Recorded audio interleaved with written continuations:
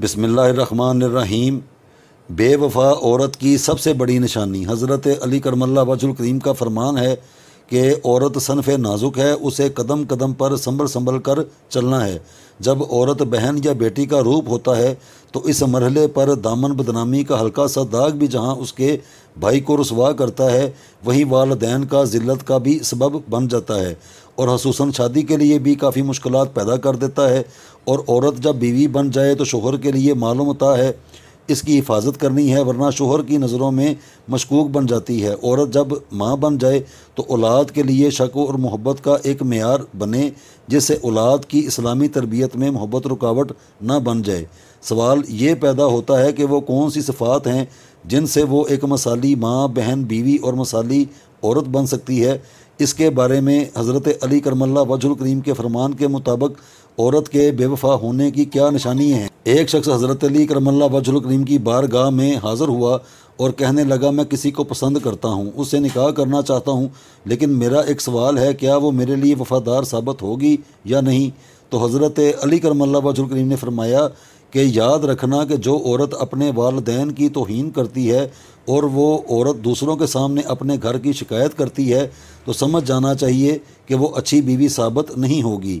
عورت کا اپنی عدت میں عیب چھپنا اور چھپانا ہوتا ہے۔ جو عورت اپنے گھر کے عیب کسی اور کے سامنے واضح کرے تو سمجھ جاؤ وہ وفادار عورت نہیں ہے۔ تو اس شخص نے کہا کہ اے علی، کوئی ایسا عمل ہے جس سے وہ میرے لیے وفادار ثابت ہوگی یا نہیں؟ تو حضرت علی کرم اللہ وجہ الکریم نے فرمایا کہ اس دنیا میں سب سے بہترین عمل جھوٹ ہے، جو تمام گناہوں کی جڑ ہے۔ جس عورت کی فطرت میں جھوٹ، مکر اور فریب اور دھوکہ ہو، وہ عورت کبھی بھی کسی کا ساتھ نہیں دے سکتی۔ اگر ان چیزوں پر عمل کیا جائے تو ہم سبق سیکھ سکتے ہیں اور ہماری زندگی آسان ہو سکتی ہے۔ ہمیں یہ چیز جاننے میں آسانی ہو سکتی ہے کہ کون عورت وفادار ہے اور کون بے وفا۔ حضرت علی کرم اللہ وجہ الکریم نے جو چیزیں بتائی ہیں ان کے مطابق جو عورت اپنے والدین کی توہین کرتی ہے، یعنی کہ وہ اسے دنیا میں لے کر آئے ہیں، ان کے خلاف باتیں کرے گی تو ایسی عورت کبھی بھی اچھی ثابت نہیں ہو سکتی۔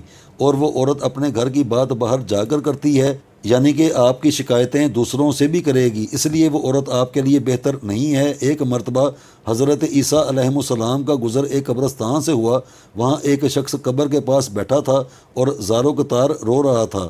آپ نے رونے کا سبب پوچھا، یہ میری زوجہ کی قبر ہے، اس کی جدائی برداشت نہیں کر سکتا۔ تو انہوں نے فرمایا کہ اگر چاہوں تو اللہ کے حکم سے تمہاری بیوی کو زندہ کر سکوں۔ اس نے کہا بالکل کیجئے۔ تو آپ نے قبر کے پاس کھڑے ہو کر کہا، اللہ کے حکم سے اٹھ جا۔ قبر پھٹی اور غلام باہر آ گیا جس پر آگ کے شعلے بھڑک رہے تھے۔ اس شخص نے کہا، مجھ سے غلطی ہو گئی ہے، میری بیوی کی قبر دوسری ہے۔ تو آپ نے کہا اٹھ جا، اور قبر پھٹی اور ایک حسین اور جمیل عورت نکلی۔ اس شخص نے کہا، یہی میری بیوی ہے۔ آپ ان کو چھوڑ کر آگے تشریف لے گئے۔ وہ اپنی بیوی سے مل کر بہت خوش ہوا۔